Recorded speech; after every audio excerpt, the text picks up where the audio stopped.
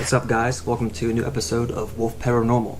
My name is Ethan, if you don't know, and today we are investigating the Grand Midway Hotel in Windber, Pennsylvania.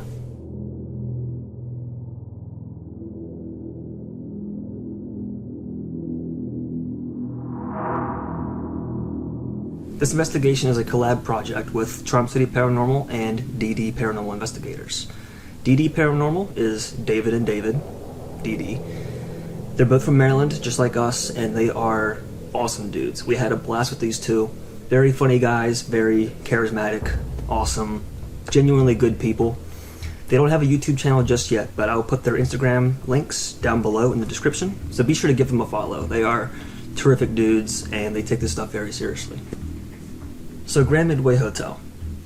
This place is so mysterious. It has so many secrets around every corner, and investigating this place was such a blast. Those of you that know me know that I am a massive horror movie fanatic as well as a movie addict in general. If I'm not investigating or editing videos, I am at my house watching movies. Grand Midway Hotel is decorated as a movie fanatic's dream. Each room is decorated in its own way. You have a Frankenstein room, a vampire room, a werewolf room, a Creature of the Black Lagoon room, a Lord of the Rings type room. There's so many different themes around the whole hotel, and it is such a treat to just walk around and look at the place in general. The movie memorabilia around the entire building is just so fascinating, especially for someone like me who loves movies to death. Oh, and by the way, each room is accompanied by hundreds of DVDs that fit the theme of that room. So if you go into the vampire room, you have nothing but vampire movies. You go into the werewolf room, nothing but werewolf movies. You go into the aqua room, the water-themed room, there's nothing but water-themed, like Jaws, Creature of the Black Lagoon, so on and so forth. You get it. You get the idea of the place. It is awesome. Blair Murphy, who is a filmmaker from Los Angeles, he left Los Angeles and came all the way to Pennsylvania to buy this place before it got torn down. It was in terrible shape. And he really built this place from the ground up and made it what it is today. He is an awesome guy, super nice, genuine person, and it was a pleasure to meet him. And did I mention, they hold the Guinness Book of World Records for not only the largest tarot card painted on the ceiling, but also the largest Ouija board in the world, painted on the roof. It is one of the most amazing things I've ever seen in my entire life. I don't really believe in Ouija boards all that much. I'm skeptical of them. But it's still very fascinating to see. It is massive. Could that Ouija board be attributing to the hauntings of the building? I don't know. It's possible. Like I said, I don't really believe in Ouija boards all that much, but I'm not an expert. No one's an expert, so maybe.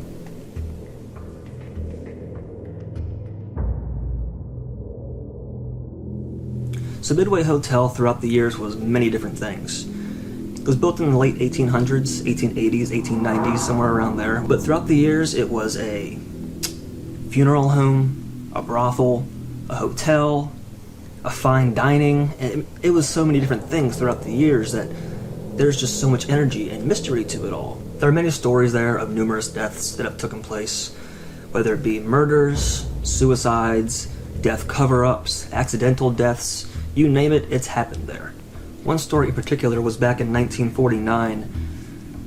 The story is kind of mysterious. No one really knows exactly what happened. People say it was over meat, or it was over snitching to the police, because this place used to be run by mobsters. This man came to the back door of the hotel saying that he was going to turn them all in. One of the mobsters there grabbed a 2x4 and hit him on the head. He fell out the back door, and upon falling onto the ground, he was ran over by a taxi and had his head crushed in the back alleyway. No one knows what his name was. The death was covered up. Even the bartender took the secret to his death. No one said anything. No one knows who did it. It's still unsolved. There are stories of women who worked in the brothel who still haunt the building to this day. A little girl was buried in the basement, supposedly, and she's said to still haunt this place. There's even a dead monkey from the set of Medicine Man with Sean Connery in the hotel, and he's just there on display, hanging out. There's a whole tour of Blair showing us around the hotel. It's a bit long, lots of rooms, lots of stories, lots of ground to cover. I encourage you to watch the tour. It's very fun and informative, but if you don't want to, I put chapters down below in the description so you can skip forward to the actual investigation. Now, without further ado, here's the tour.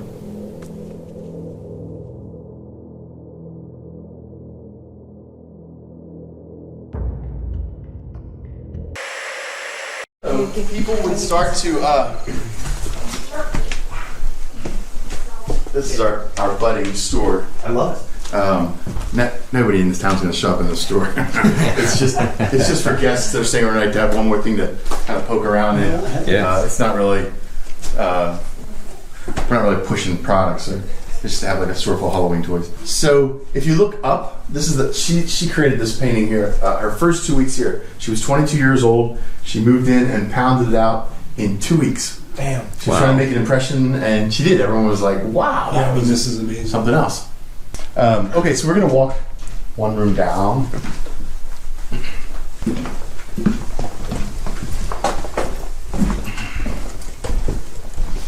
So this is the world's, if you look up, this is the world's largest tarot card.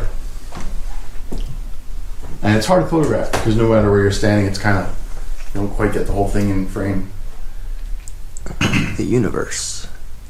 So it's the universe card from Aleister Crowley's deck, Thoth deck. And so it's based on a real painting from an earlier time. And I wanted this on the ceiling for a long time, and I went to a lot of artists, and everyone was sort of like, it's a big project, can't quite do it. And then this artist up the street, who's a tattoo artist, he wanted to do it. And so he came up here, it took him about 2 months, he painted it. And he didn't do it upside down.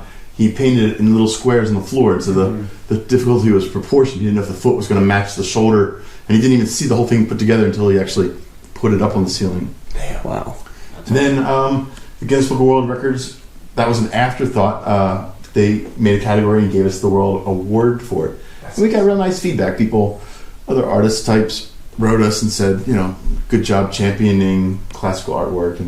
And it was a nice feeling. It felt warm and fuzzy. And we thought, let's do that again. We'll let's recreate that pattern. We'll put another mystical work. We'll put a Ouija board on the roof. And Ouija board is pretty simple. It's like a stencil. So there's like 6 of us went up there for a couple days, like a weekend, and a radio and a 6-pack. And the first time we painted it, it rained on it. And so the whole thing bled like mascara. So it looked real cool, like real gothic. But it was ruined. We had to redo the surface and repaint it. And so we entered that in Guinness, and they gave us the award. We got terrible feedback. I mean, I remember reading all my neighbors were like posting things online about they could see it from their kitchen window and how's it going to make it go away. And then this lady in Moxham, which is not even in this county, it's another town, a couple towns over, she had started a petition to demand we remove our roof. She had like 250 names on there. What? And it's crazy, we were a private home, and the newspaper article said a Winborough hotel does this, so people thought it was the Winborough Hotel, which is a block up. So they were getting like hate mail and shame mail. People were posting on their page all kinds of, how dare you, open a portal to hell in our community. So let's move it on. Okay, this is our kitchen. There's like one lamp per room, so it's good that your cameras have some light. So this is the working kitchen for the hotel. It goes back to the 1890s, and we were using this for our kitchen as well. We were kind of like a hippie commune for the first couple of years, but it was like a gothic instead of hippie commune, and we were all on top of each other. There was like 10 of us at one point living in this building. But for the glory of paranormal investigators, I've moved everyone out so that you'd be completely isolated in here. And I think it's much better that your investigations don't have us sort of in the background poking around. So this room, there's this carpet here. It's if you were to kind of shrink this carpet in about a foot, right beneath the kitchen is this slab of cement that's down there. That's this size, and then it's mud. The basement's nails, cobwebs, and mud. And so I don't even, it's like dangerous down there. I don't even let guests go down there. But there's 1 or 2 more of these slabs in spots as well down there, and they don't make any sense. There's not like any support beams on them. There's not a washer and dryer set up. It's just this odd slab. And the old owners started coming to some of our parties. And about a year into living here, one of them said, should we tell them now? And they already doled out little stories over time. And this was a big one they were about to tell us. That the owners before them had a story that they thought we should know about, being the new owners. And what it was that they said, well, you know, back in the day, people used to... just let you continue. Did you lose your battery? My light is almost totally dead already, yeah. And my camera's been hunting autofocus over there. It's something that isn't there since we've been in here. That's awesome. Where was I? The old owners told us that, well, back in the day, people used to bury family members on farms, sometimes. And they said that before they came along, the owners, this is going way, way back, thinking like the 30s or the 20s, somebody dropped a child, or something happened to a child, and they buried them in the basement here. And that they think they're under one of those slabs down there. And so it's official. There is a child down there. But we think we have a child ghost in the building. Well, I heard a little girl laugh earlier today. Yeah. When I was by myself down over there. So it could be it. Could be her. Yeah. That's crazy. Yeah. So I've had a lot of children's stories like that of guests that come here. In the early years, I would say about a half dozen women, and most of the stories I want to tell you tonight are from women, had said, I'm telling you, I was taking a nap and a child curled up with me and went to sleep. Now, I haven't heard that story in a long time. That's crazy. But I used to hear that in the early days from people. I called a psychic in California back then, and I was holding a photo of the building. I said, tell me what impressions you're getting off of me via the phone of this photo I'm holding. And she said, I get a nursery rhyme in the basement. And I was like, she said it went, come and play anytime. I speak in riddles and rhymes. My father killed me, what a crime. Whoa. Was the riddle Damn. that this person on the phone said from Los Angeles. So that was kind of interesting. Wow. I mean, maybe, who knows if it's actual or not. Even my kid last year, she was saying, out of nowhere, she said, well, Dad, what's under the kitchen? And I didn't say, dead kid like this. I said, well, the basement. She said, well, what's like specifically in the basement under the kitchen? And she asked me a couple times last summer. I was thinking, little kids, their windows are open, maybe something's communicating with her and stuff. My girlfriend, not that previous girlfriend a couple years back, that lived here, she thought there was a child ghost that followed her from room to room all the time. That she just was convinced that we think of it as over the years that something like mischievous was going on. Like sometimes glasses go missing, hammers go missing, forks go missing,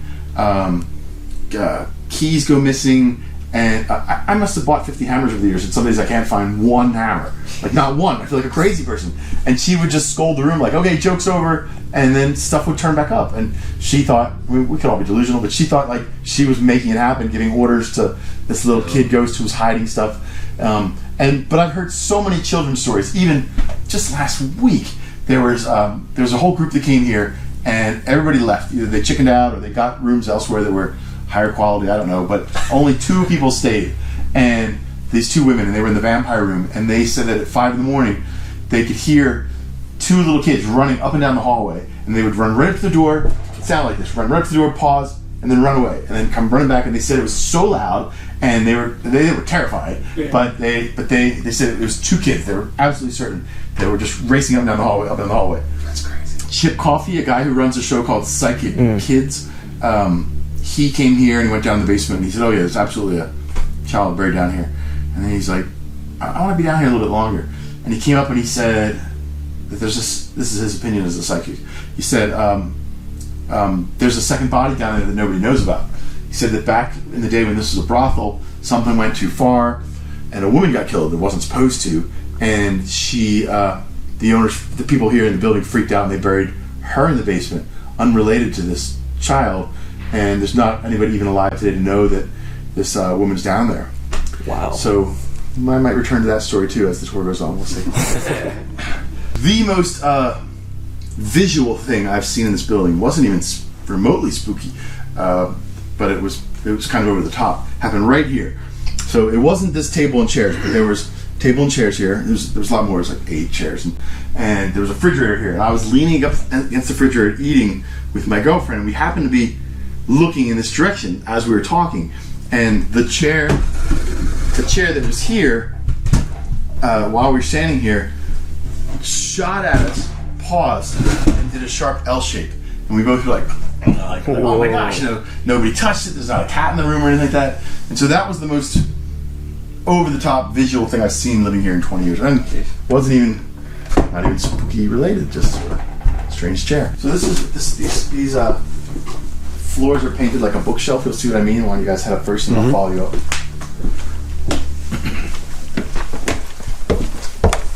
Oh wow, that's cool.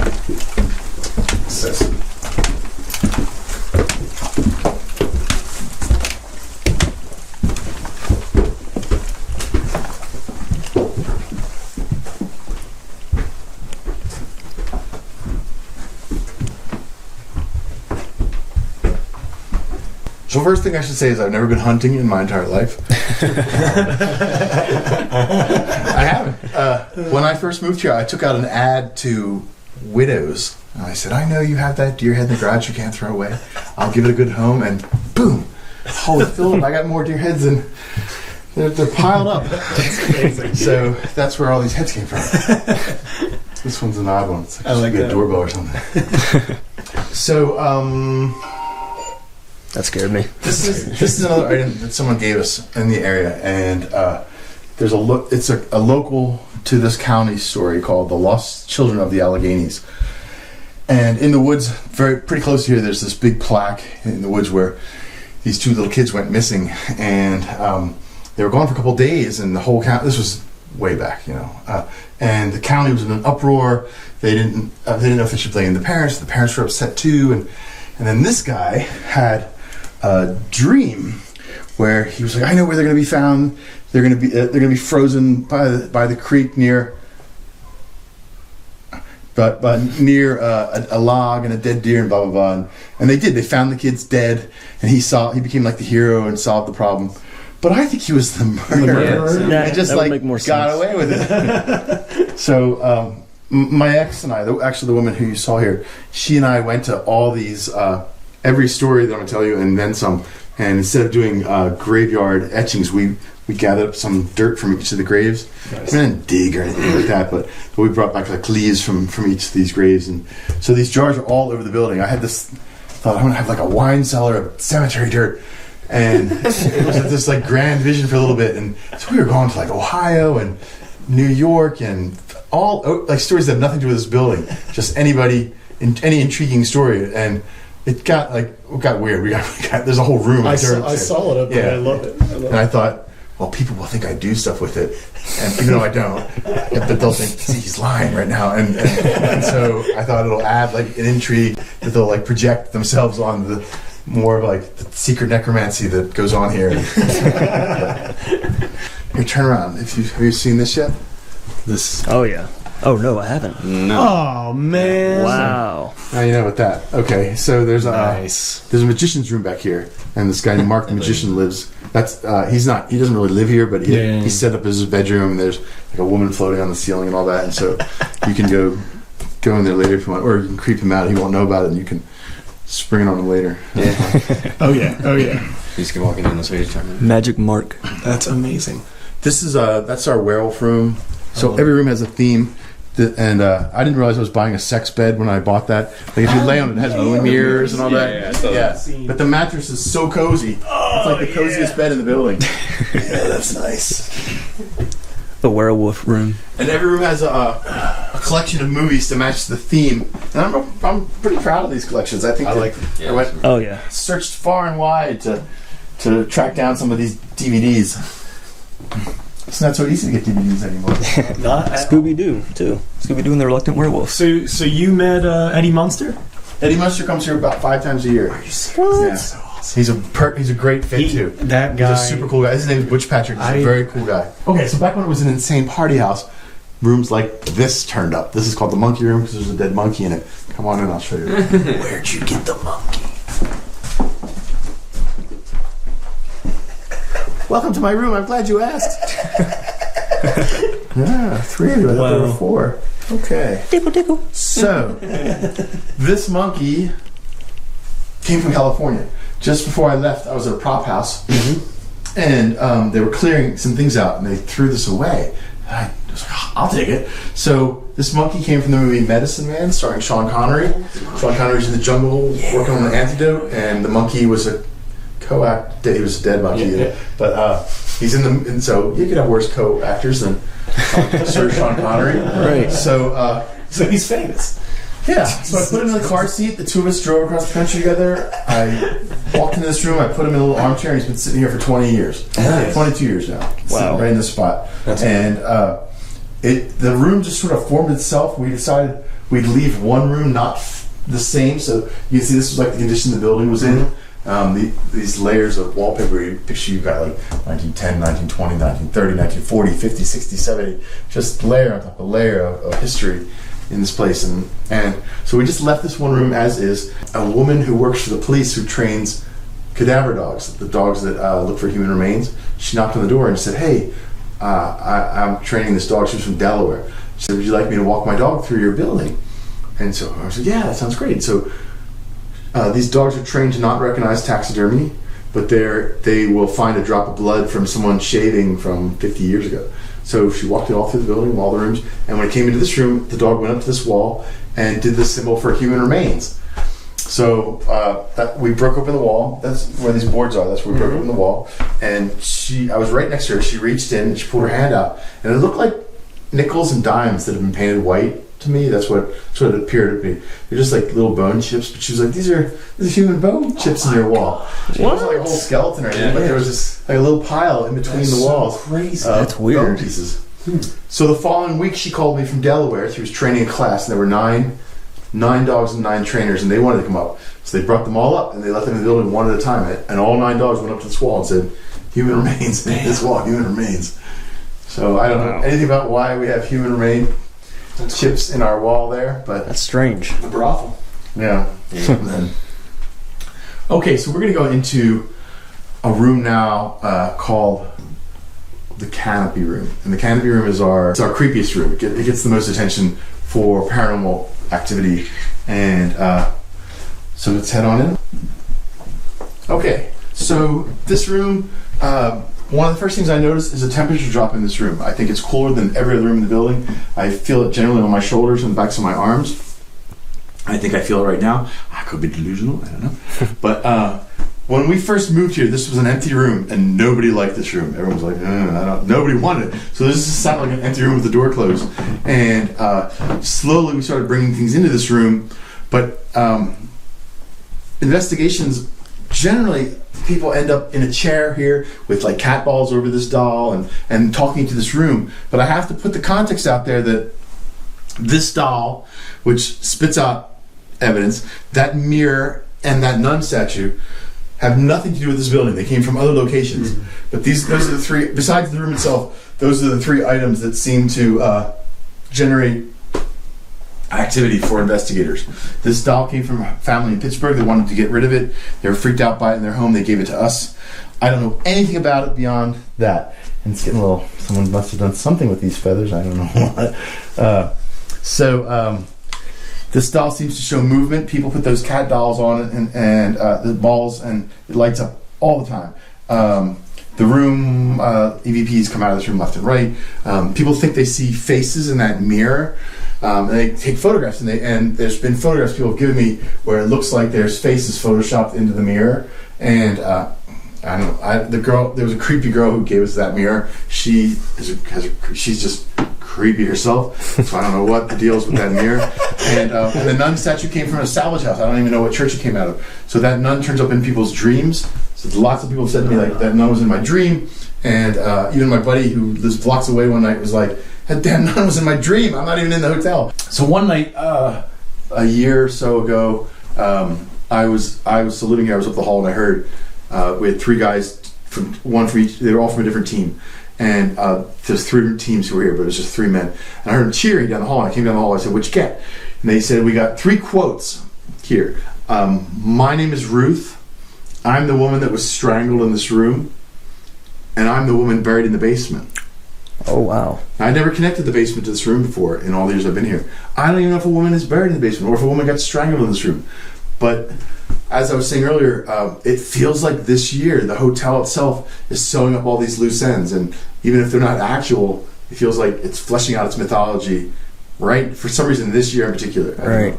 Hey, come on in here. We're going to talk in this room.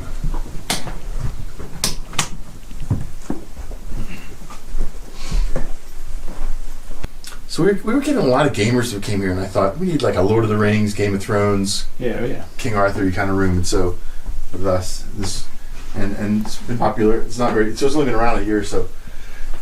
So evidence my daughter's been in here. I find toys on the floor and stuff. So I'm going to tell a story that happened in this room. So this artist moved in. This guy George. So that used to be my room. Or that is my room still. And I was reading in there. This was in the middle of the day. It's like 4 in the afternoon one day, and I had my back to the door, so I was facing this way, and I heard George come out of his room. There's no carpet or anything, so you could hear everything in the building. Everything echoed back then. And he said, I'm going to Sheets to get a cup of coffee. I'll be back in a bit. And I heard him leave, walk down the hall and leave. And a few minutes later, I realized he was still in the building. I could hear him walking around out the end of the hallway, and that this kind of thing would have echoed everywhere, okay? And then it turned into like a march. Like he marched from the far end of this hallway all the way up, like right up to my door, and then I hear real lightly. I'm thinking, what the fuck? I don't know this guy. He's here. I'm not gonna say anything. And marched all the way down to the end of the hallway. About 2-3 minutes goes by. The whole hallway, all the way back up, right up to my door again, and then I just ignore it. And back down the hall. And this goes on for like 10 minutes.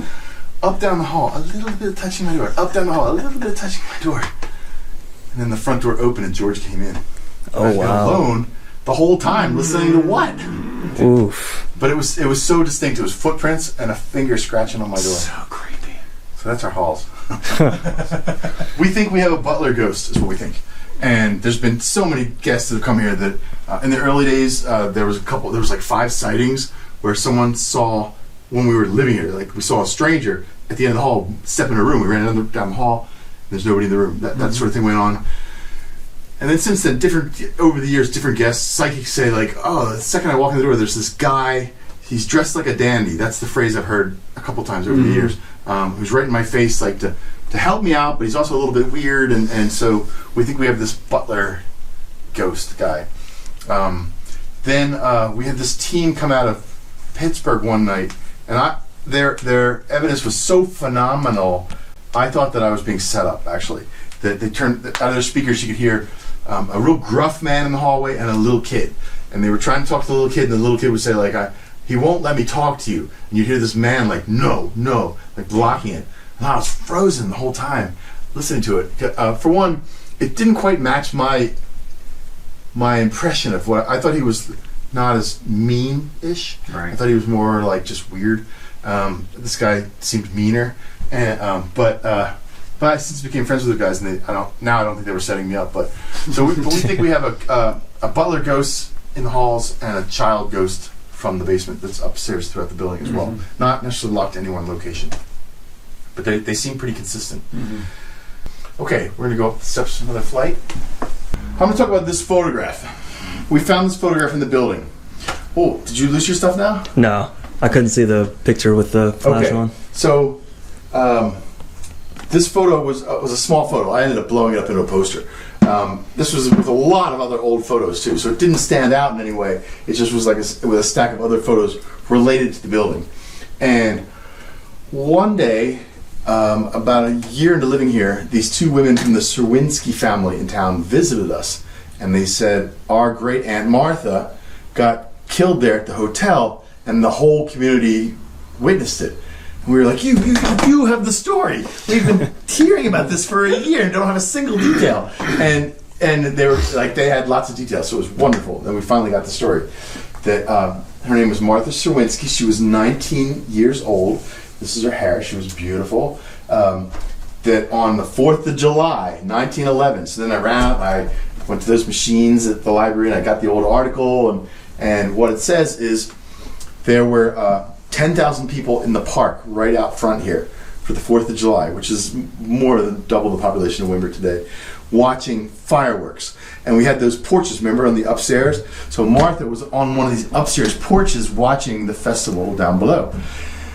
And the article says that there was firemen right in the crowd with these pipes, and they were dropping rockets into the pipes, and they shoot up in the air. But one of them exploded on the ground in between the guy's legs, and shrapnel shot out, and this frisbee of iron like flew out above everyone's head and just knocked her throat off. So she died screaming and bleeding down over the community. Oh my gosh. So that was the showstopper that everybody witnessed. I absolutely think that Martha is part of this building, that she's part of the woodwork, that she turns up in EVPs all the time. I think she's our strongest, well, besides the Canopy Room, which has like a negative, like, get out of the room, she seems to be like our strongest ghost here. If nothing else, a very strong presence, and people get her all the time in their EVPs.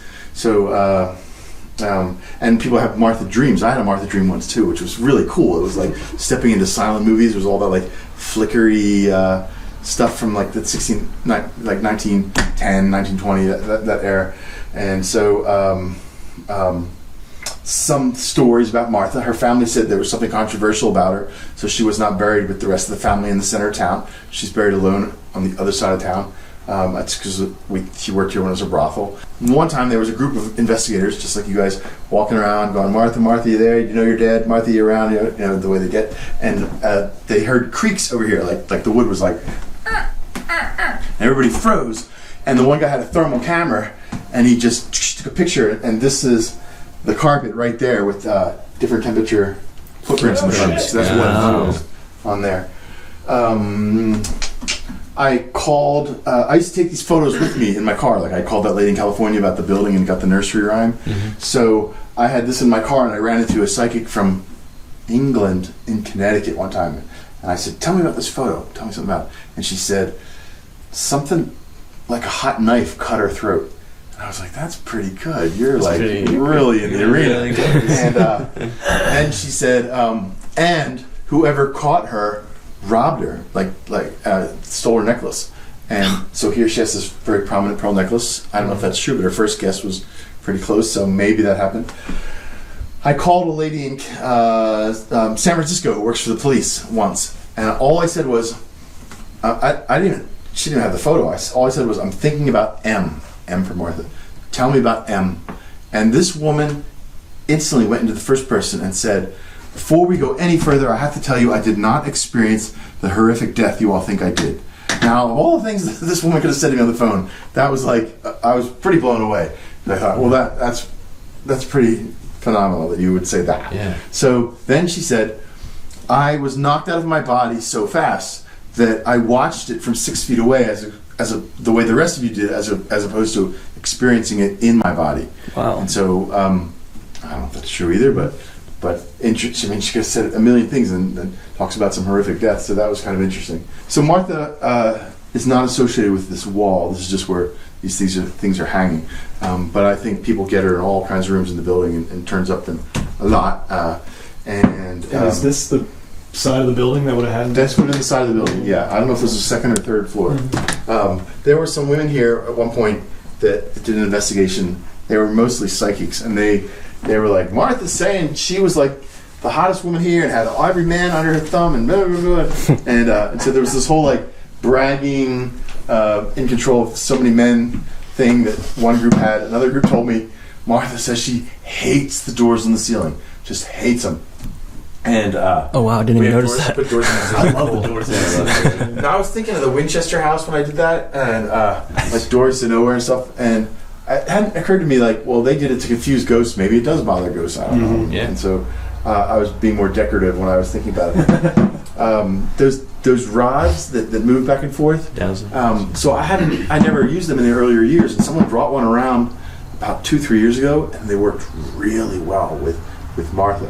And I don't know how it went with the rest of the building, but like they made me do an interview. Basically, I just stood there and held them, and they asked questions to the poster, and the rods would go back and forth. And when they asked about the doors in the ceiling, whatever the no is, it like, do you like the doors in the ceiling? It went like, no, like it flew out.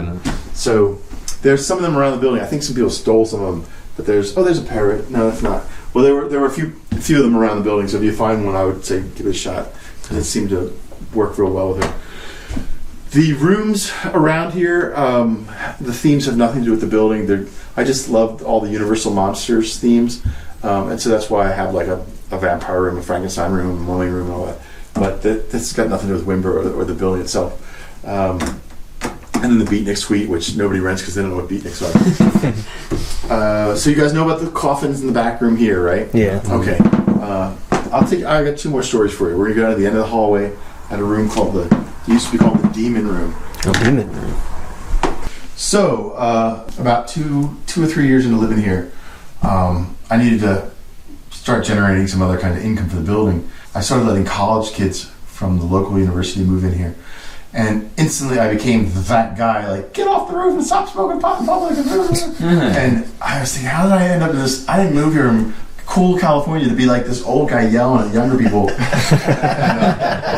But the dynamic went that way. So I really liked the kid that moved in this room. He was an acting major. He was charismatic and funny and charming and very charismatic. And long hair and everybody liked him, but he was wild. He was really wild. And he had like this secret life in this room. And he would paint. Actually, it was like a chalk. This is like a wet chalk. He would make these drawings from floor to ceiling. They were on boards. This is on the wall, but generally he had boards that were this like long. And he would say to me, "I'm only drawing what I see." Mm. And so he drew one here, and then he had another one here, and he had another one here, and then he had one there, and another. And eventually, this whole room became like a little gallery of all these. They were all pretty much demonic looking, wings and eyeballs in the hands, and black backgrounds, and illuminated bodies, and people in Pittsburgh that were coming to our parties were trying to buy them. He was like, never in a million years would he sell them. This room also, the energy started to change in this room. Like it just started to feel creepier, and I don't think it was just the paintings. So eventually, when people would come to investigations here, they would center on the Canopy Room, but they would ask to do this room as well. And he was like, yeah, whatever. Like he'd let them investigate his bedroom basically, and he took everything out of the room. So he was paying me to have these paintings and his book bag basically. And the Canopy Room feels to me like a young woman screaming, "Get out of my room!" That all the time. That's what it feels like. There's one note, like just get out. This room felt like a beehive humming, like it had like a vibration to it, and so this room rivaled that room. The two of them had very different tones, but it became just as creepy for investigators as that room. And people in Pittsburgh started calling it the Demon Room because it had these paintings of demons. But the kid who lived here, he never called it that. And I never called it that. But people in Pittsburgh were calling it that, and that's a very loaded word for this community. And this was a very religious community, and it started to cause me problems. I mean, people driving by and shouting at us from the alley, and I remember meeting a musician in town, and he's like, "Oh, you're those demon people, I heard about you," and it just like started to eclipse all this other stuff I was doing here. This phrase "demon" was giving me problems. And so eventually I took it off the webpage. I asked people, please just stop mentioning it, call it something different, and so there was a good period of time where no one. I let a renter live in here, but nobody, like the public, didn't have access to this room, and I just kind of wanted it to go away. But now it's been 20 years, and I feel like okay, it's okay, it's cool enough now. But here's what went down. So this kid had met a local girl, and she was involved with a very conservative church, and I'm hearing like from the side he's saying like, so I'm going to go for it. I'm going to date her, about to join the church to do that, and then he had to like meet with a council of like elders and admit like everything he'd ever done sinful and get all that out on the table. And this kid was wild. He was really a cool person, but I can't imagine how this conversation went. I went with him to San Francisco, and just the stories are so over the top that it probably would have been very comical to be a fly on the wall. But somewhere in the middle of all this, he says, my bedroom is lined from floor to ceiling with paintings of demons, by the way. Like, what? Wait, what? And I wasn't here for this, but he brought some of them into this building, and he helped them. They carried all the paintings outside, and he set the whole pile on fire in one swoop. Burned all of them. And even John Zaffis was trying to buy them. Like, there was this Baphomet, it was incredible. Like, the middle panel was the body, and then the two side panels were giant wings, and all that got burned. And so the whole collection, it was like 2 years of work. All gone. This was on the wall, so they couldn't take it. That they missed, that was in a closet. And the third one over there, he had traded me for rent 1 month, so that's why I have that. Amazing. But that's it, and all the other ones are gone. And then eventually he moved out, and I haven't heard from him like 10 years or so. And I haven't been able to find him in like 10 years. He's not on the internet or anything. Mm-hmm. And I ran into his family one day, and I was like, where is he? And they said, we can't tell you where he is. All we can say is he's fine, everything's good, but he's not here. It's like he's in the witness protection program or something. It's something strange.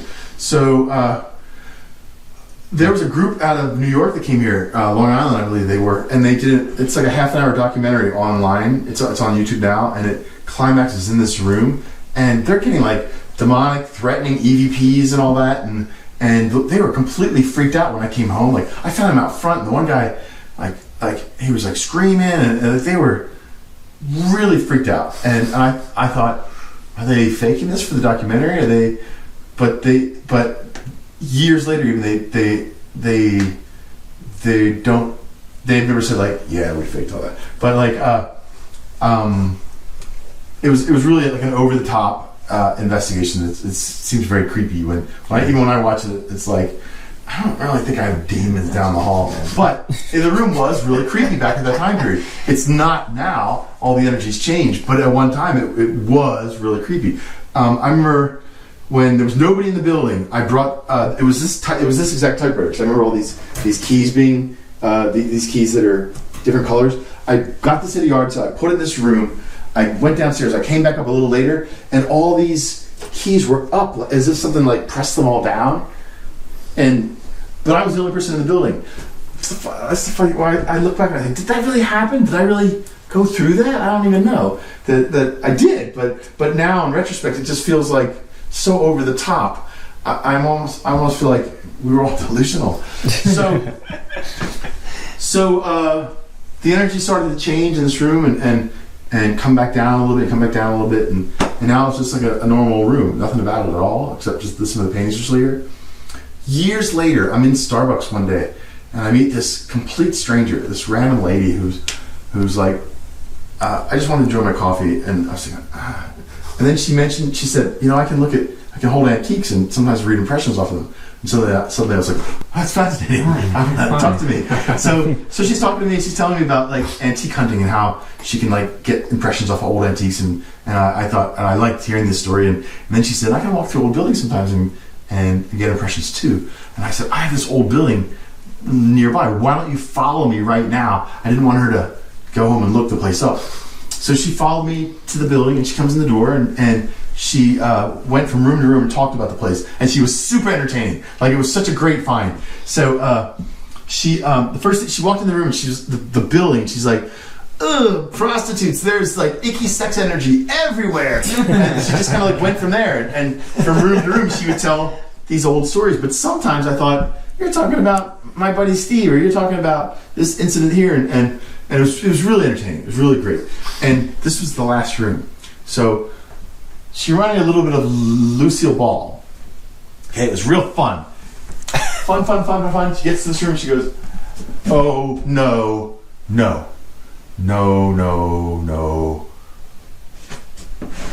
And I was freaked out that she was getting freaked out because I just met her too, and she got real weird in this room, and she's like, oh no, you're all getting this room very wrong. Oh no. And she said, this is not an example of a haunted room. This is an example of a haunted person. Mm. And she said, the young man, and I haven't mentioned young man, she said, the young man that lived in this room, there was something, I'm not going to call it a demon, but it's pretty close. I'm going to call it a phantom. There was this phantom that would torture him in this room. And wherever he went, it went with him and was torturing him somewhere new. And I thought, I just met you, and you're nuts, but it sounds like it rings true to the experience of the person that lived here for those years. And so, and then I never saw her again either. That's what I was thinking too. Maybe he manifested the energy in here and it just stayed with him because we went through here earlier today, and I mean, despite the history of this room, it feels okay. Yeah, I don't feel, it's nothing like it used to feel. Yeah, I can only imagine. I mean, if he's seeing that or that, like, it was probably heavy back in the day. It was very heavy. One time, I was in the front of the hallway with my girlfriend, and we were talking, and I heard we'd stop, and then we'd go back to talking, and we hear, and we both were like, are you hearing like a voice in the hallway? And we both heard like whispering and talking in the hallway, and it cut us off several times. And we opened the door, and there's nothing out there. And then we decided to walk down the hallway and visit this guy, and he had his suitcase. And he's like, I'm getting out of here. I'm hearing voices in the hall. And he just confirmed like what we were saying at the other end of the hallway. Wow. So once the tour was done, it was about midnight by this time. It was time to start investigating. We decided to start in the bar area where the man was killed by the taxi. We were told the bar is very active, so we decided to start our night there.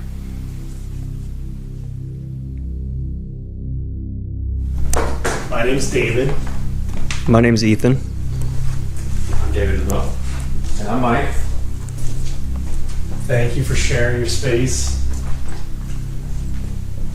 We want to have as much communication that you can give us. And we don't mean any disrespect. We don't want to intrude. We just want to talk to you and learn about you.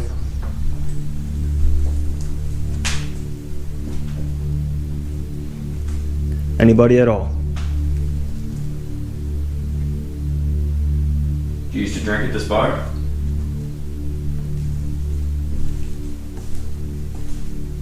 Heard a knock upstairs. A little thud. Right there. Yep. There's a red light over here on the floor. If you go up to it and touch it, it'll alert us to let us know that you're here. They'll light up different colors. There's a photo of a man here on the wall who lost his life here. Maybe you want to talk to us?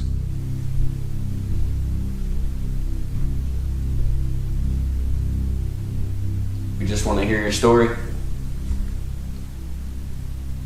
Got lots of ways for you to communicate with us. If you could just find the energy to do it.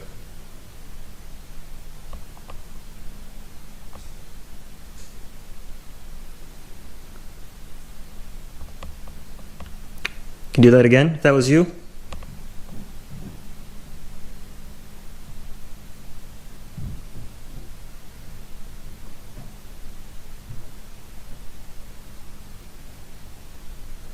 Just saw a little shadow down in that corner over there.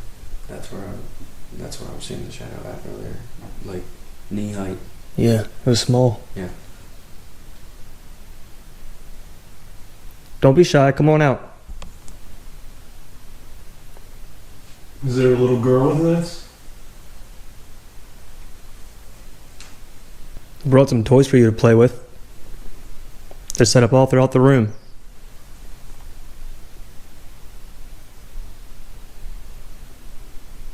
Mike's upstairs if you can make a noise in the room he's in.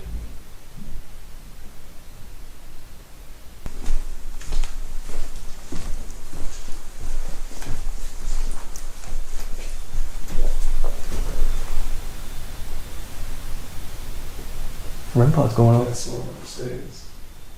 That's in the Canopy Room, right? Canopy Room. I was just in there too. I turned the lights off. We asked it to do something in that room that you're in. In the canopy room? Whichever room you're in. When you were up there, we said, can you give us a sign when your mic's in? Hear that? Yeah. That thud? Yeah. Was that you? Oh shit. Is that? Oh, that was that. Damn. Debunked. That's so funny. Oh shit. They seem to be up in the canopy room, so we're gonna go check that out. I'll meet you guys up there. Okay. Set up a few more things.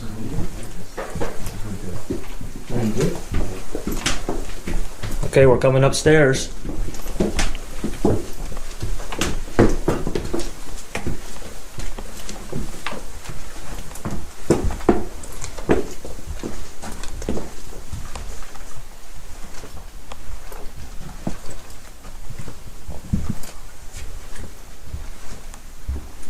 Canopy Room, Grand Midway Hotel.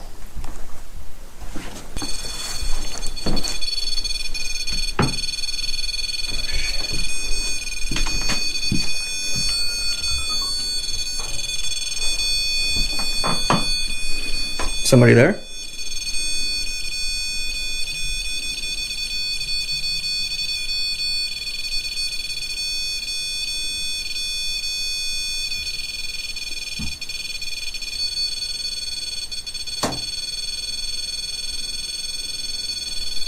What was that? That was right above us. That was above us. That was like right above us. Where'd Mike go? He's setting up some more stuff downstairs. He's below us, he's not above us. Is there a woman that doesn't want us in this room? Maybe?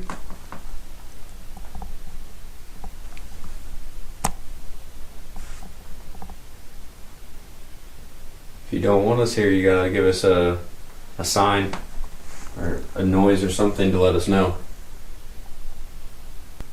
Did you used to stay in this room?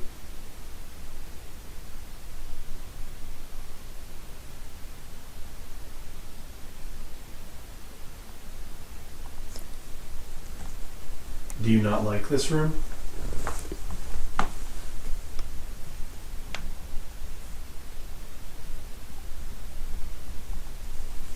Was somebody strangled in this room?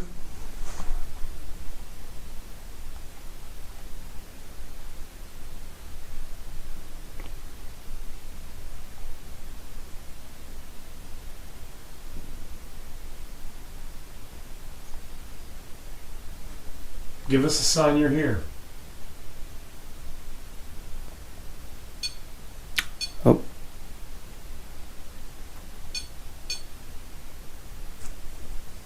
Where?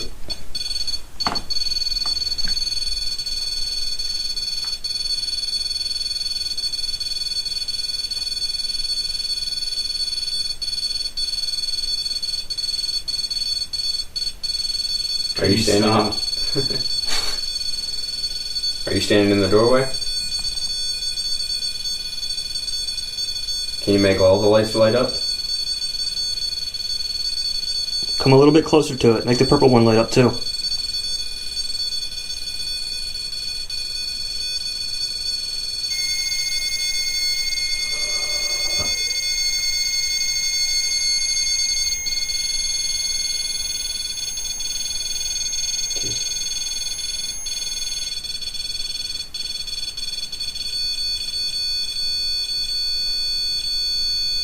I'm gonna reset this, okay?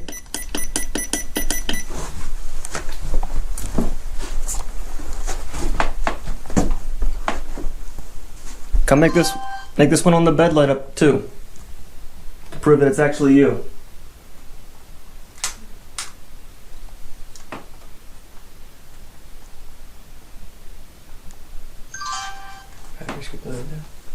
Battery's dead already. Just said that. Wow.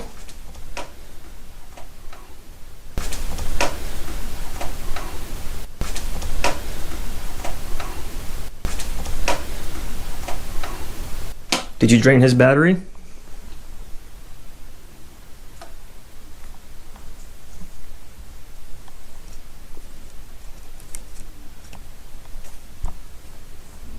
I've heard there's a spirit attached to this doll here. Is that true?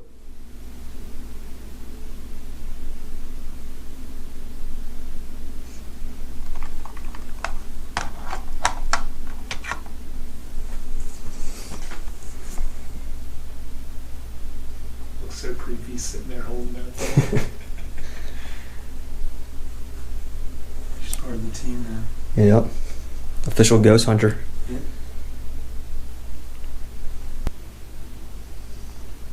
There's a group of men here with a bunch of weird objects in our hands, a bunch of lights and various devices laid throughout the building, but I can assure you that none of this stuff is designed to hurt you or cause you any kind of harm. We're simply here to communicate with you, have a conversation with you, and just try to understand you a little bit better. We'd like to hear the different stories you may want to share. If you'd be so kind as to come up and light up one of these devices to let us know that you're here, it'd be a great place to start. Could you please go over and touch that red light in the threshold there and let us know that you're here, or anyone. Doesn't have to be Martha, it could be anyone that's here. We want to welcome all the residents in this home to come and speak to us. We greatly appreciate it.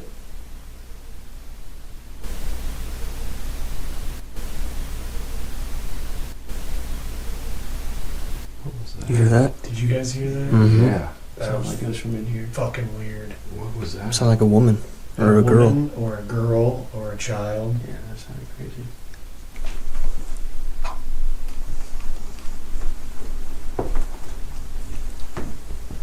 This device in my hand will light up if you touch it. Maybe you can make it light up when I arrive at your favorite room.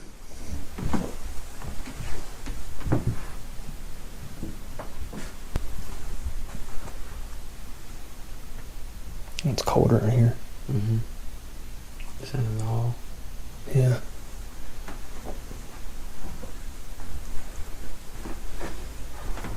You want to show me around? Which room do you want me in? Maybe we can spend the night together.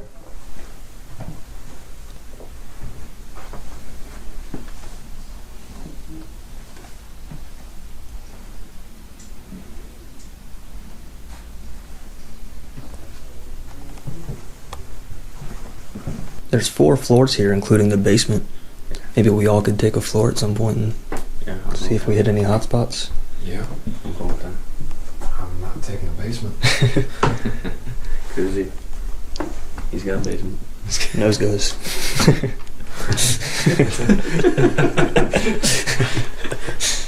Poor David, he doesn't even know. Yeah, you weren't around, so we played nose goes, and you didn't touch your nose, so you get the basement. Alright, I'm fine with that. I'll take the 3rd floor since I'm sleeping up there. Third? I'll take second. I'll take first. I'll go to the fucking basement. Alright, I'm gonna head upstairs.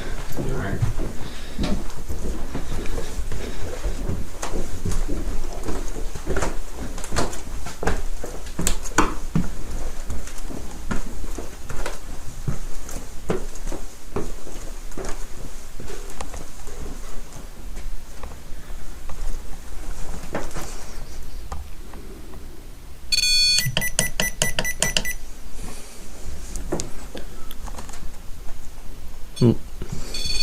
Oh, hello there.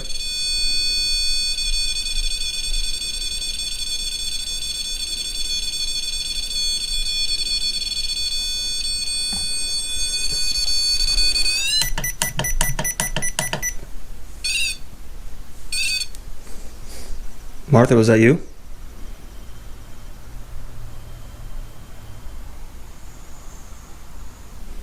Martha?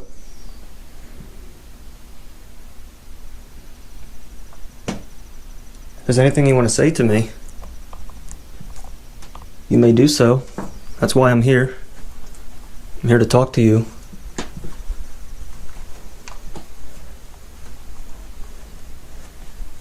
Did you see that? I've watched this footage over and over again, and I never noticed this until this most recent rewatch when I was finalizing the video. As I'm walking back towards the back of the hallway, you can see on the right-hand side there's a little hallway. And as I'm approaching the hallway, you can see a shadow that was previously covering the wall dip into the hallway. Now, could this be a shadow caused by me from my light casting upon different objects in the hallway? It is very possible. That was my first thought when I first saw it. But I didn't see this in person. And it would be hard for me to recreate this without being there, obviously. But it was very weird to me how it moves and how fast it moves. If you notice how fast I'm moving, it doesn't match up with my speed. And when it goes into the hallway, there's a curvature to it. The top part of it goes in first, and then the bottom half follows in, almost as if head and torso go into the hallway first, and a leg follows behind it. And what makes this even more weird is there is an EVP directly after it. It says, "Hey, I'm here to talk to you."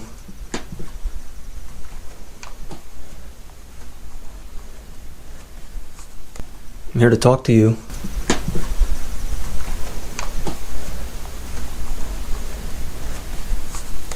I'm here to talk to you.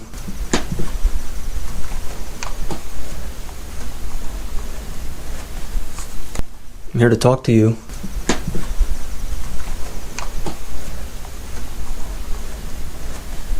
After I'm calling out to Martha that I want to talk to her, I'm telling her, "Hey, I'm here to make contact with you. I'm here." Instantly I see that shadow on camera, and then instantly after that, there's an EVP. Now, I'm not saying this is a shadow figure, but I am saying that it is strange to me. I've watched this footage over and over again throughout the night, trying to see if a shadow caused by me was similar to that throughout the night, but I couldn't find anything that was close to it.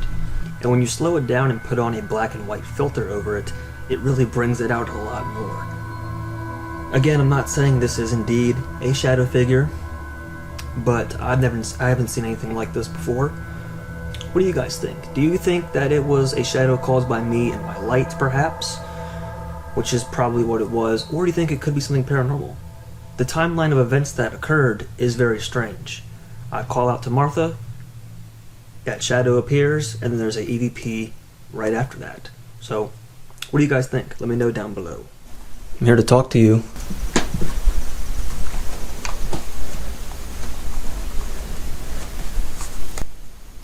This right here, it's called a microphone on my camera. If you speak into it, I'll be able to hear your voice.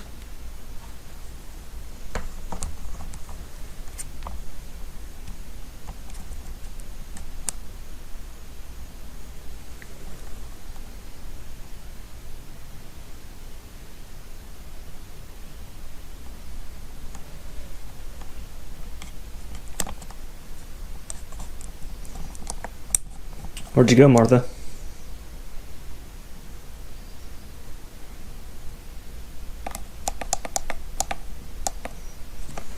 Or if somebody else is here that wants to talk. Perhaps the little girl.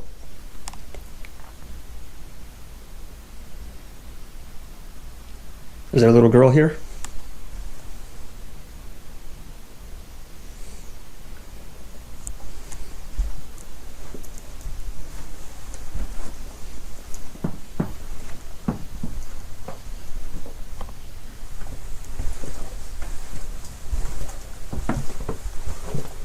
Oh.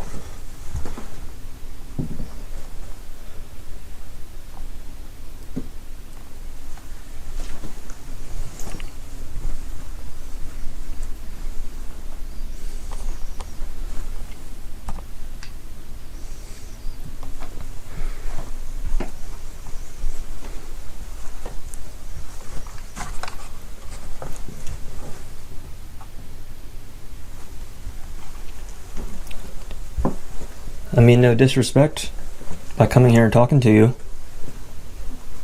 I just want to hear your story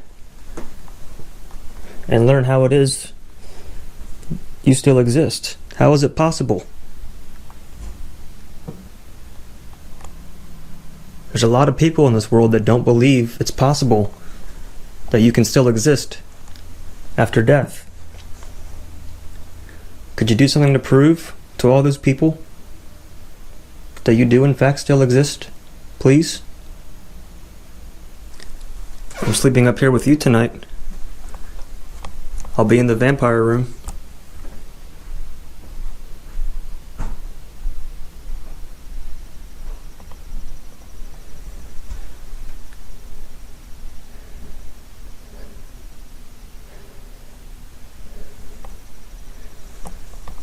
I'm gonna go in there, okay? You're welcome to join me. Oh.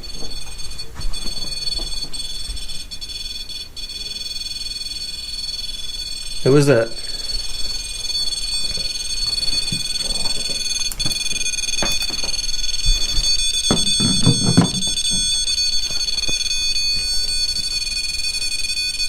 I keep thinking I see something over here in the corner of my eye. Am I seeing you over here?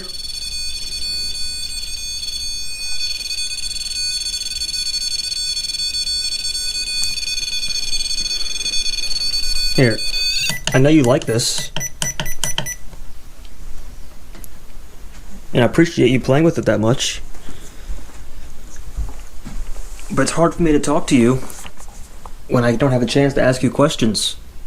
So just make this beep once.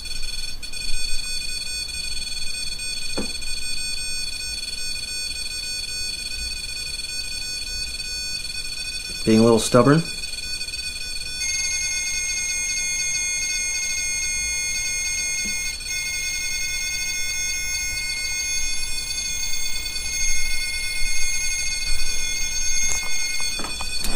Here, I'm gonna move this, okay?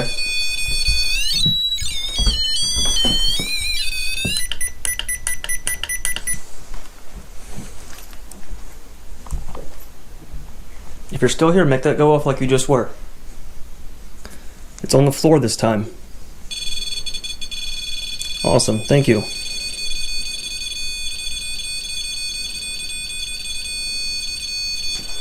I'm gonna go in the vampire room, come with me.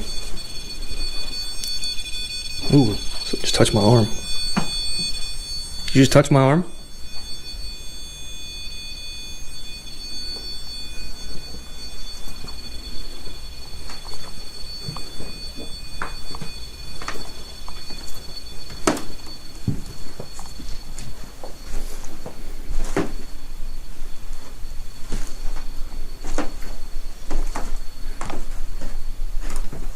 Come here with me, Martha.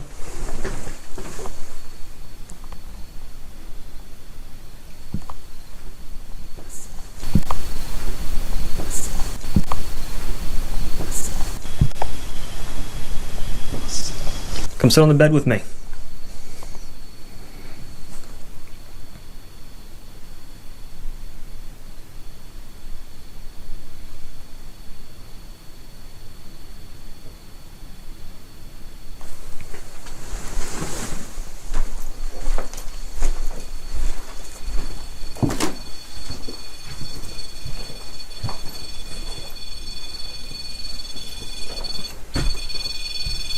Can you leave this alone, please?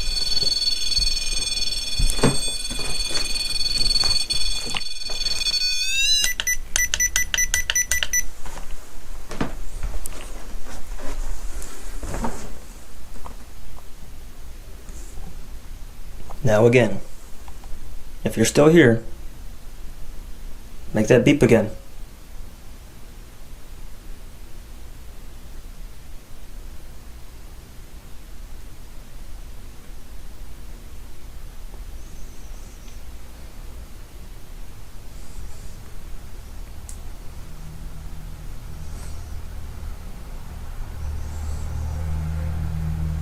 If I pull out a spirit box, will you talk to me on that? Is anybody in here with me?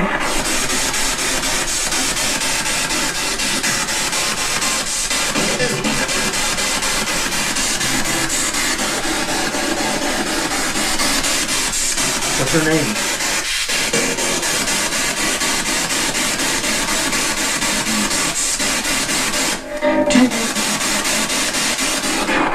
Is Martha here?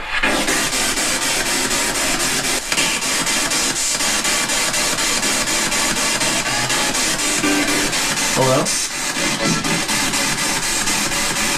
Who am I speaking to?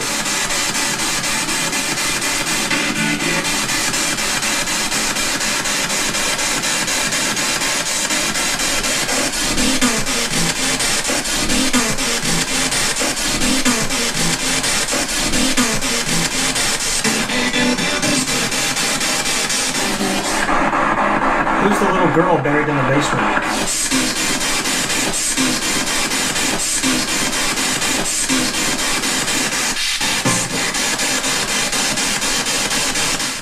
So you hear a little girl's voice say, "Will you help me?" Immediately after that, I ask about the little girl who's supposedly buried in the basement. Why did I decide to ask about her in that moment? I don't know. But after I ask who the little girl is that's buried in the basement, the same voice that said, "Will you help me?" comes through and says, "Me."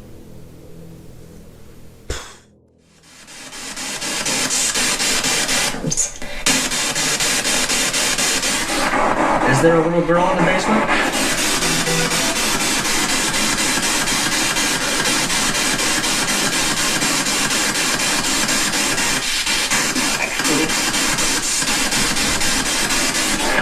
How old was she?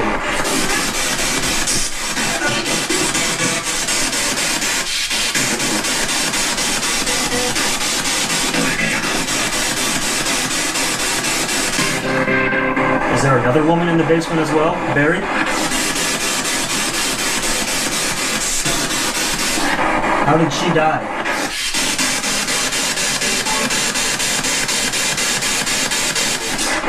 Did somebody murder her here?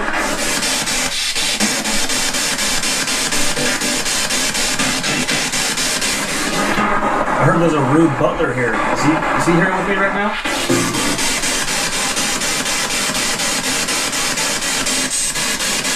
Did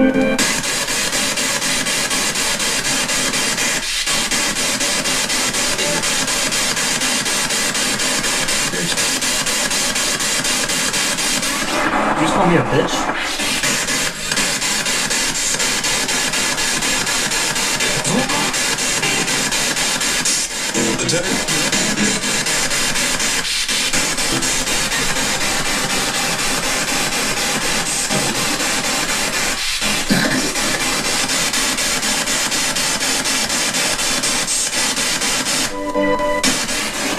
What is it like where you are? Can you see everything the same way I can, or is it different?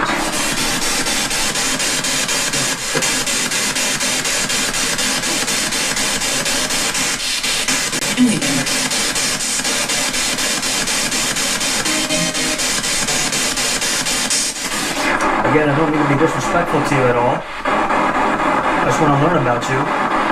Is that okay?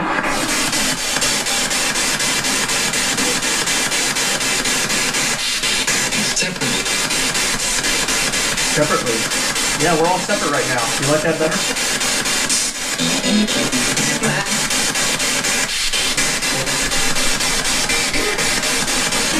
I'm going to turn this off now. Is there anything else you want to say?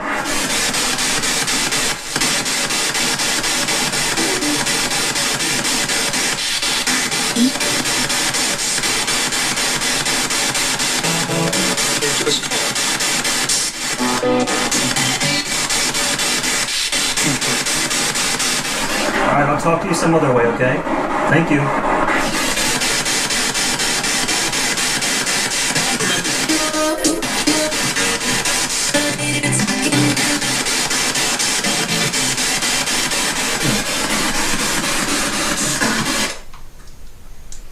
Alright.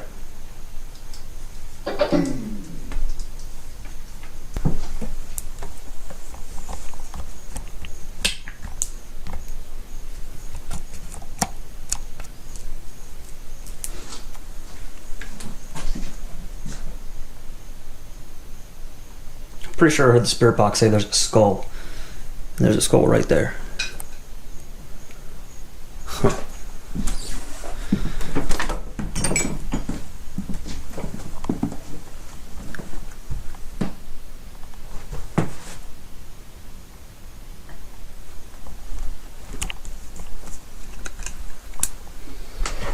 I'm gonna go into the Frankenstein room.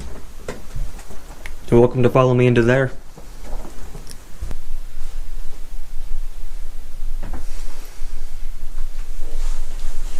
I've heard this room is pretty active. Anybody in here want to talk to me?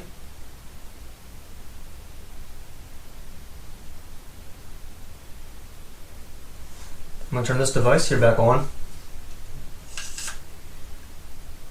Maybe if there's a lovely lady who would like to come in here and lay down with me.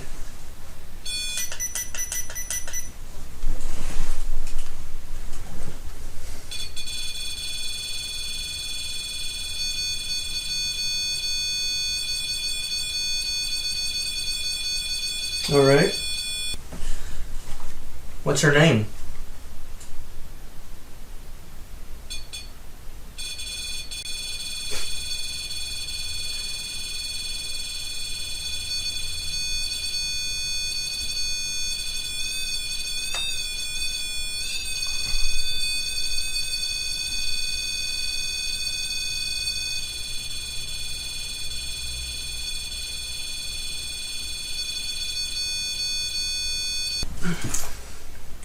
Would you like your job? Would you like working here? See those lights on right there? Go whisper your name up to those lights. Or you don't have to whisper it, but just say it.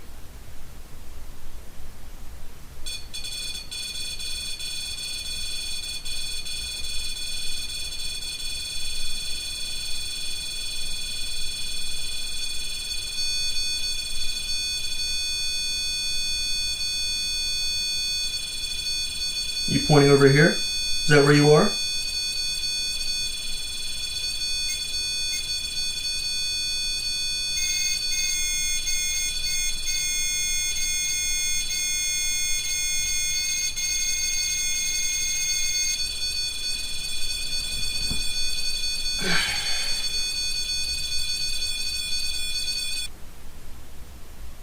You still here? Lay down with me. I want to learn about you. I want to learn everything there is to know about you. Your name, where you're from, why you're still here. You still work here?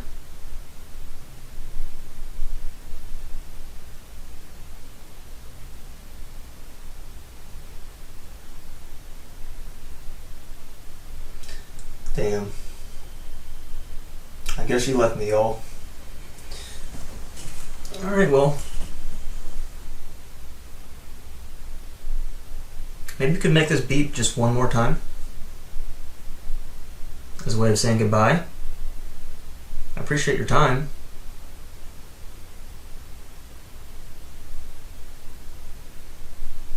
Was this Martha?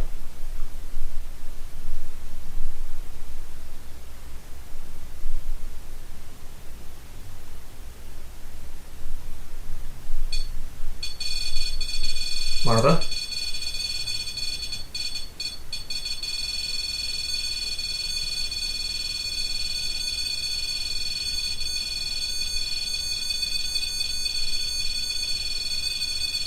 Thank you, Martha, for coming through.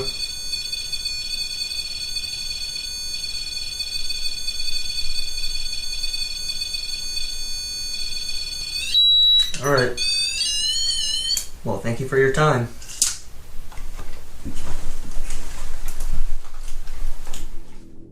Now, am I saying that a brothel worker got in bed with me? No, I'm not.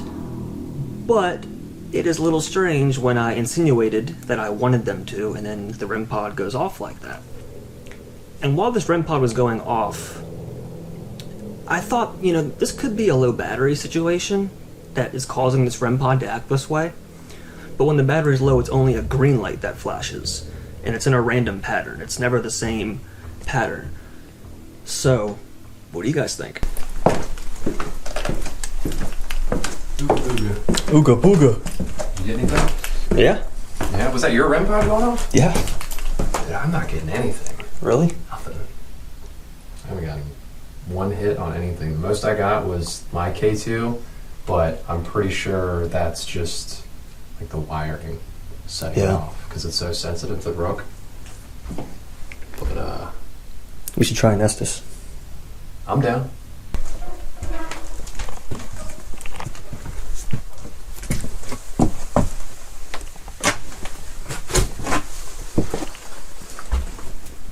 So, you guys get anything? He was getting some good hits, and then we got it on the Ovilus. It said, "Go ahead, basement." Really? So we came down to the basement, Okay. and he had just came up from the basement.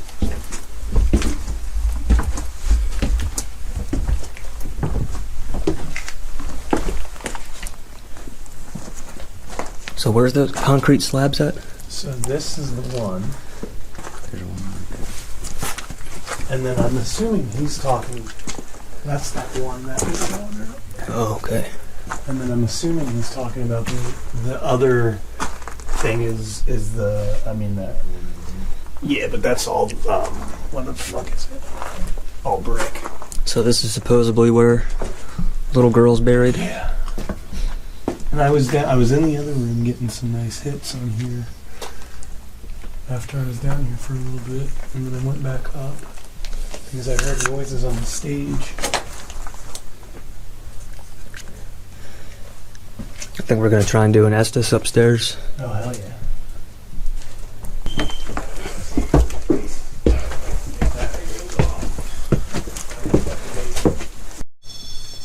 Can you stop? Oh, it's getting closer.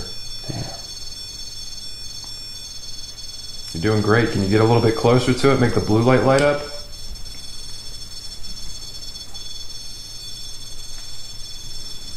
Give it a little bit more if you can.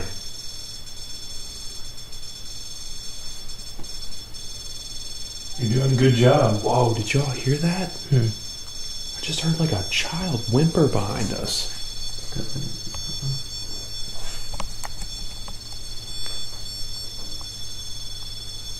Did I hear somebody behind me just now? Can you make that light up blue if I did?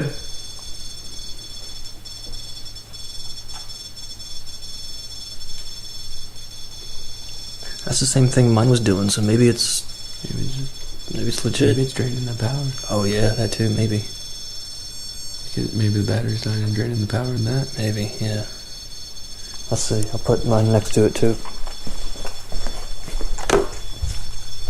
Can you try to get a little bit closer to that device? Get a little bit more. There you go. There you go. Great job.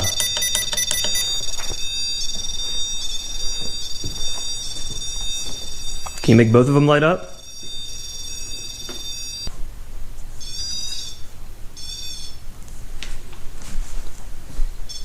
I think the battery's dying. I don't think so either.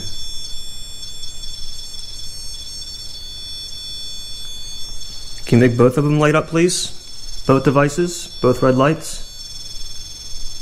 Are you able to touch both of them at the same time? Can you touch the other one? What was that? That was me. I rubbed up against the chair.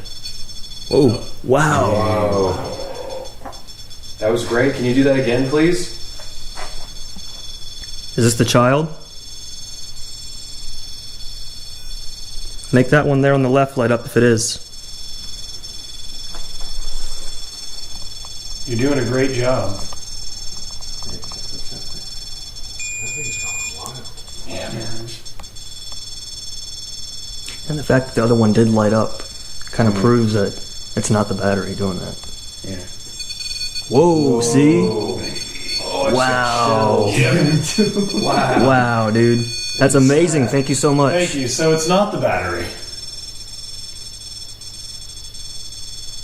That's, Can you there's, do our, that there's our again? proof right there. Wow, dude. As I mentioned it. As I was saying earlier about what I thought could be a low battery situation, that was David's Rem Pod that was acting crazy like that. And I told him, you know, it could be the battery, maybe, but these are both fresh batteries. And the fact that my Rem Pod went off as well kind of cancels out that theory. You know, they're telling you, no, it's us. Look, we can do this one too. And after I mention it, how they did that previously, they do it again.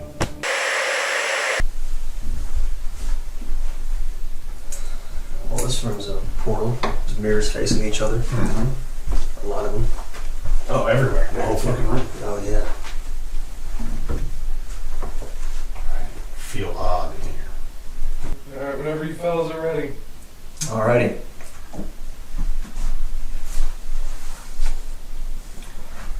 Energy in this house is terrible. Radio. Start talking. Who are we speaking with? What's your Turn name? that damn thing down. What's your name?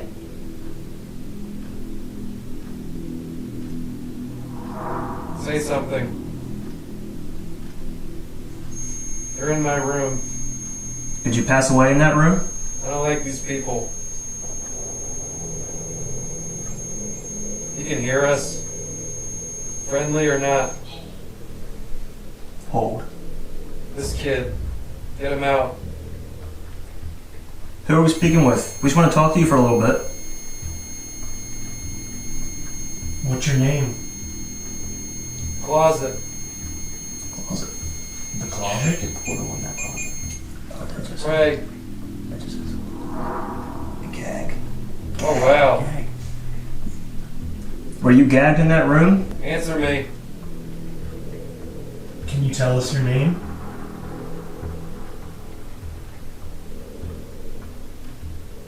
Michael.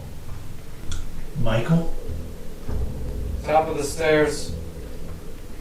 Come in here with us and talk to us. Is that it? Yeah, we just want to talk to you. Can you join us? It's oppressive here. Who makes it oppressive? Heavy. Were you gagged in that room?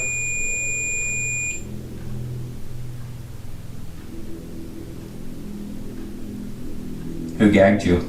I see you.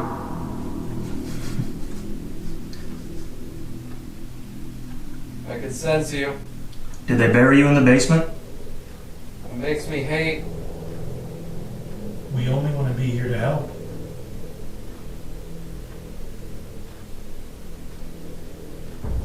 Are you a young woman? You can't hear me. You Yep. can hear me. We can hear you. Talk to us. Eliza. Eliza. 50 of us are coming. Is your name Eliza?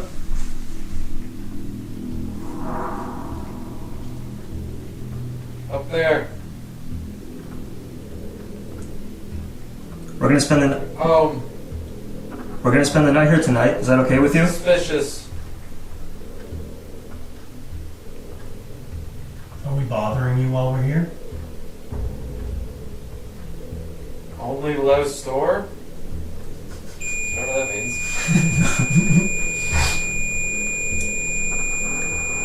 Is there a child buried in the basement? Yes. Is it you?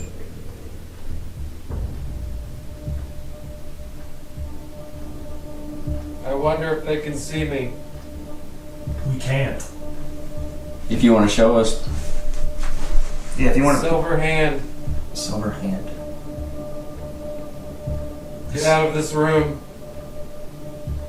are you the one that shows up in the Oh. mirror? Something just touched me on my neck. I don't know if it's a bug. Just remember me. We will. We always will. Just give us your name. I'm not there. Who is here? I'm waiting for you. In the chair. Chair. Which chair? Sally. Can you light up the ball in the chair? Something about that man. No one can hurt you. We're not here to hurt you. We're here to be your friend and learn as much as we can about you. He's coming out. See me? In hotel. Sleep. Oh, that sounded evil. Is there a portal here? So evil. They're coming. Who's coming? Drake or Dread? Drake. Do these mirrors facing each other create a Scare the living. scare the living? Leave. can't believe this. We believe you.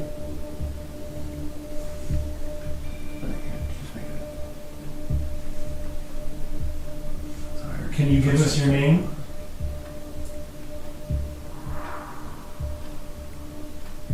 They're right. Do you need help getting out of here? Are you stuck? They're buried? Are they buried in the basement? Man, there's so much coming through. Are they buried in the basement? Vortex. Vortex. Yeah.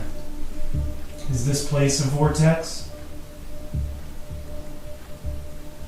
We're on the other side. What? Despise. What's it like over there? Can you tell us? You're helping me connect? Yes, we are. Keep talking to us, please. What's it like on the other side? You can't stay in my room. Is that your room? We're around the stairs. You want to?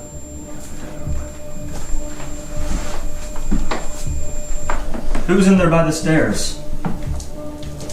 What are their names? Heartless. We're not heartless. We just want to communicate, We care about you. hear your story, understand.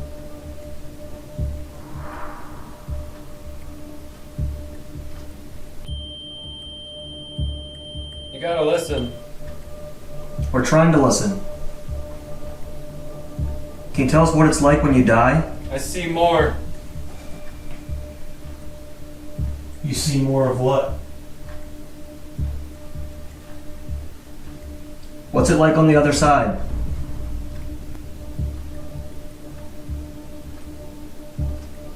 Is there anything that we can do to help? Something about the basement. Are you not at peace because you're buried in the basement? Yes or no? 14. 14. I'm dismissing. 7 or 8. Ethan. Yes.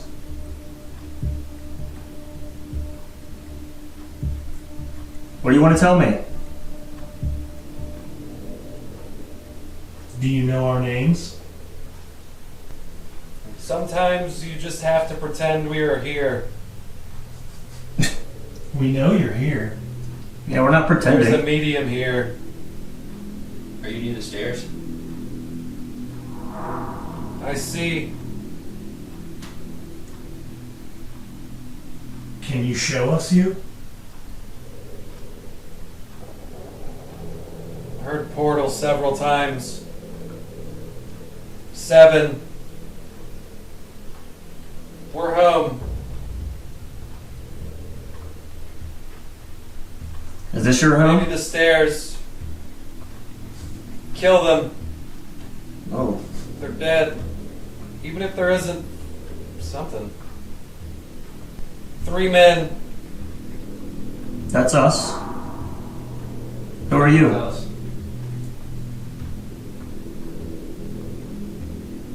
There's 3 of them. Stay upstairs. Or they're upstairs. Touch his back. The fuck does he want? Can we offer you anything?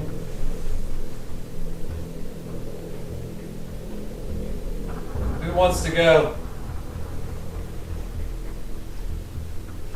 What would you like us to do for you?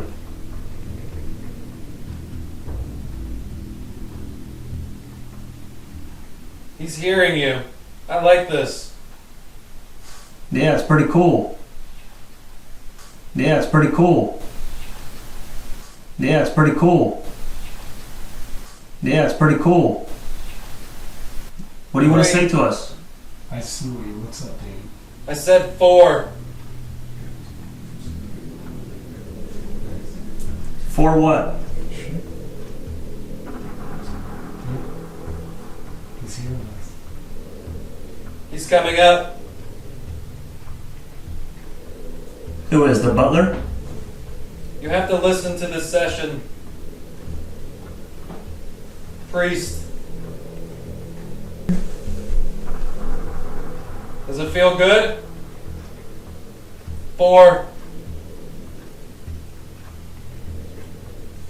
I'm getting a really sharp tingling sensation on my left foot right now.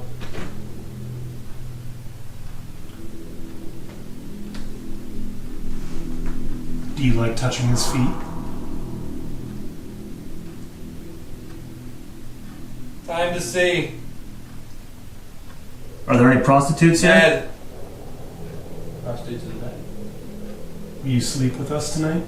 In the You bed? saw us? Maybe. I'd like to see you. Who all is there?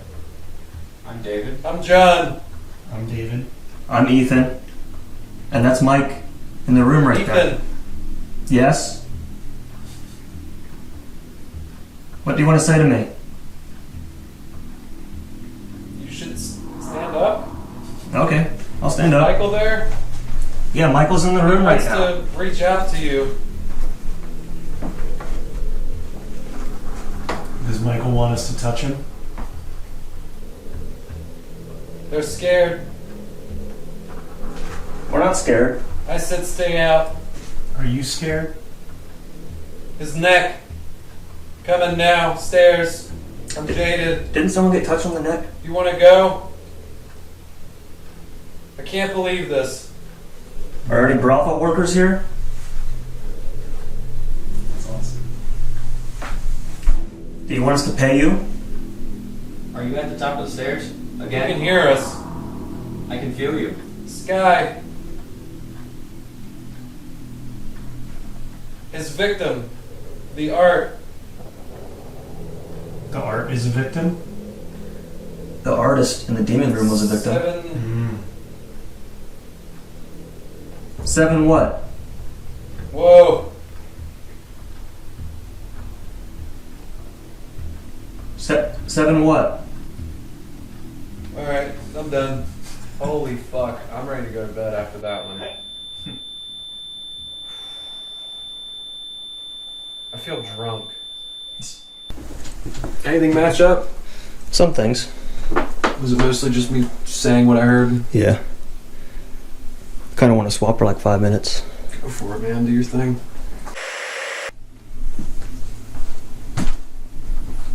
All good. All good. Alrighty, go ahead. Do your thing, chicken wing. Crying in the basement. They love the basement.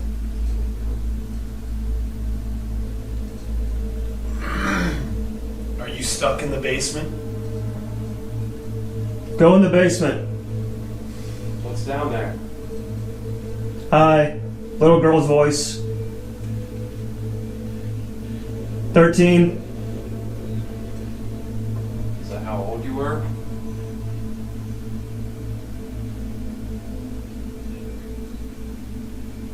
He's in position. Who's in position? Can you give me a name?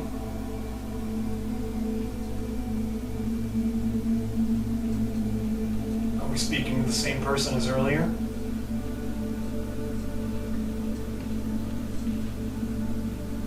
Pray. Telling us to recite a prayer? Or are you calling us pray? Down at the bottom. Evil. Bottom of what? Earth. The basement? What do you want to tell us? Go in the basement.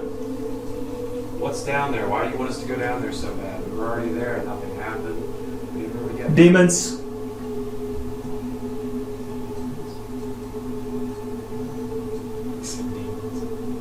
you calling us demons, or are you saying there's demons down there? Do you not like us? There's something touching my big toe. I'm awkward. You like feet? We like you. Hello?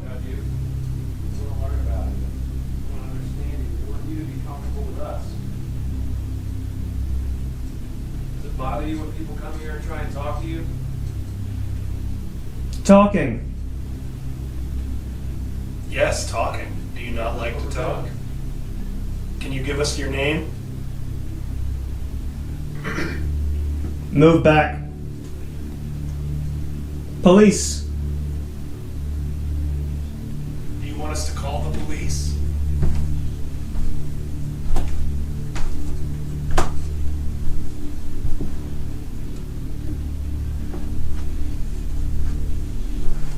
Rose. Is that your name? Can you give us a sign you're here?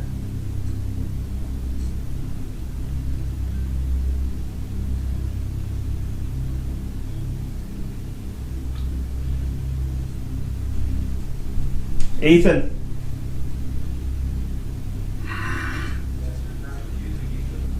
Priest. Prayers. Now there's something here acknowledging his attachment. Is that what that is? Is there something dark with Ethan? Is it here with us currently? Is that why you keep saying evil?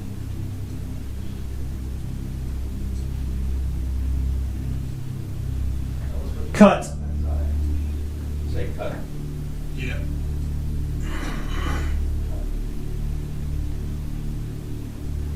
Cut what? Michael. We're not here to harm you. Wolf. Leave. Cutie. Want Ethan to get out of your room? I think she thinks he's a cutie. Do you like Ethan? Meditate. 7. 14.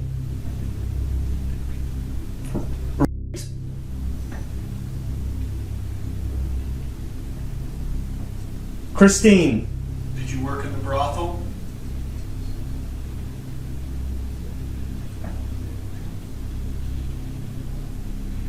I see you just now on the stairs. Is dead.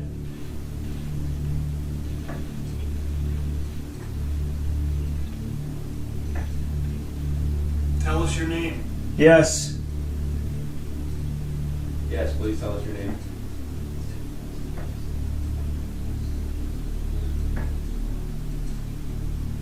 Did Mike just see you on the stairs? What room should I sleep in? In the basement.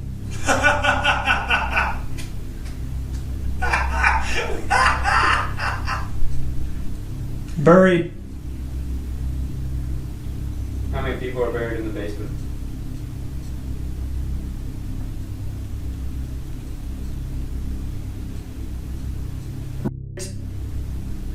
Where should we sleep tonight? Can't breathe. Were you gagged? Monsters. Somebody hurt you? I see the evil. Who hurt you? Can you tell us their name? Died. Here. There's evil. Where is the evil?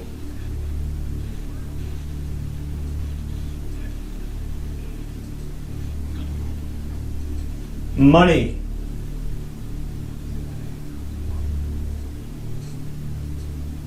Did you die over money? Magician. Marksman? Don't cheat. Magic Mike do something? Is that why he's not here? Wait. It's Mark. Mike. Yeah? Evil. I'm not evil. Evil. I'm not evil. Lower. Frozen.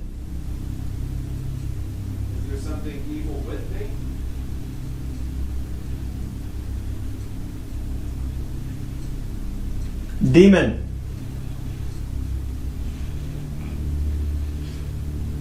I think you're just trying to scare me. I don't believe you. Cold. Are you cold?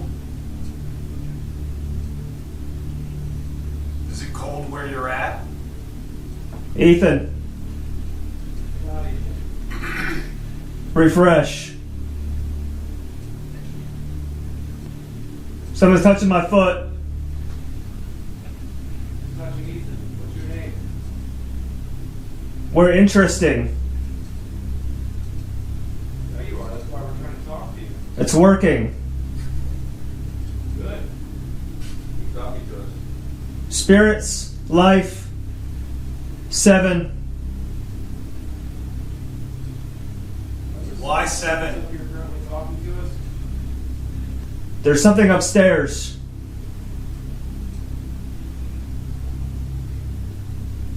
I didn't see you. Sex. Again. Can you do it again? In the closet.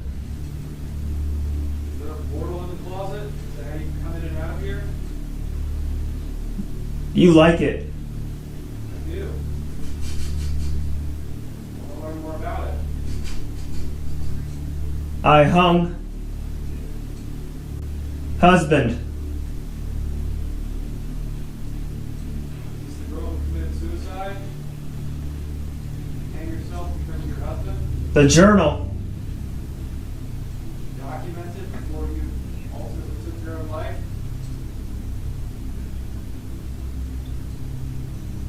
Where's the journal? Explain. That's what we're trying to figure out. We need you to explain it. You understand?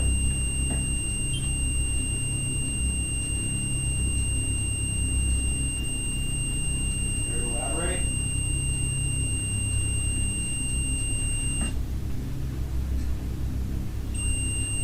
John. John, maybe you can help us make sense of what's going on right now. Can you tell us who you are, John? Demon. We don't believe that there's any demons here. Wait. Talking about the demon room? I'm young. I died. Did you know John?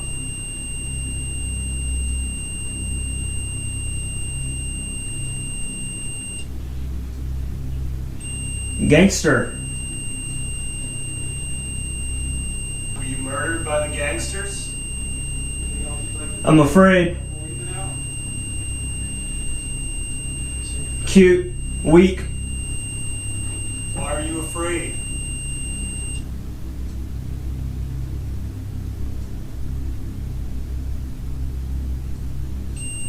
$12.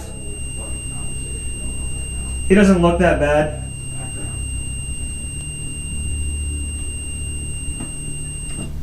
Freeze.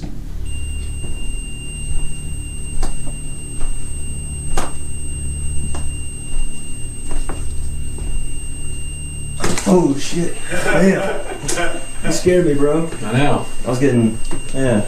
I was trying to pull you out of it. Anything match? Some of it, yeah. About 50-50, probably about the same as mine. Sounded mostly like just conversation between the spirits. Huh? It sounded like conversation mostly between spirits. Yeah. That's interesting. We have one pool said, you said he can see me, and right when you said that, just before I saw a shadow go into the mermaid room, it like blocked out the light from the fish tank. Oh shit. And something called me evil. Really? And I said, is there something with me? And you said demon. Oh. Which I think is just trying to scare me, because Probably. if I had a demon with me, I would know. Yeah. Anything else on here? No. Damn. I know, that thing did nothing, which is sad. It is sad.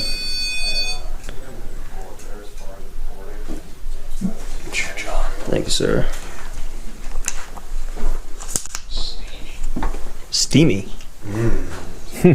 Steamy. Alright, well, it's bedtime here at the Midway Hotel. I'm in the vampire suite. And before I go to bed, I just want to check to see if maybe somebody followed me up here to hang out. Is anybody in here with me? There's a red light right here you can make light up to talk to me. Let me say goodnight. Anybody coming to spend the night with me, maybe? Let me know. Sit on this bed.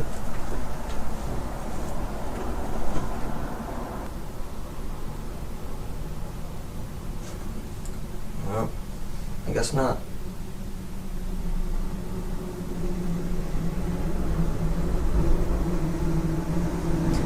It's bedtime anyways. It's 6 a.m. I'm exhausted. There's a little living room in here, in my suite, and I'm gonna watch The Lost Boys.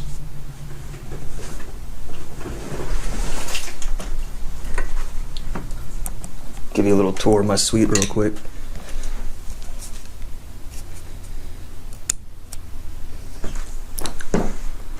It's a vampire suite. That's my bed. Nice and cozy. Nosferatu.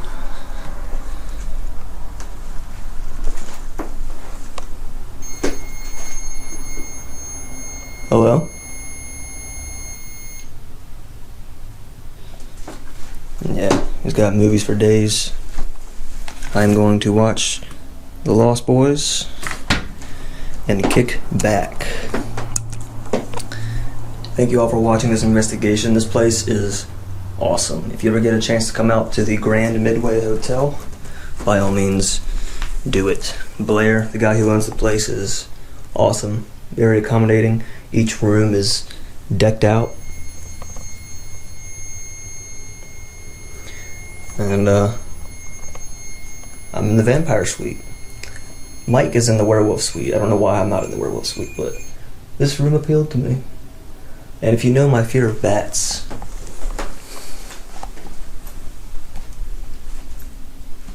of course I picked the fucking room with the bats watching me sleep. Alright guys, thanks for watching. Like, subscribe, comment, all that good stuff, and I will see you on the next investigation. Peace.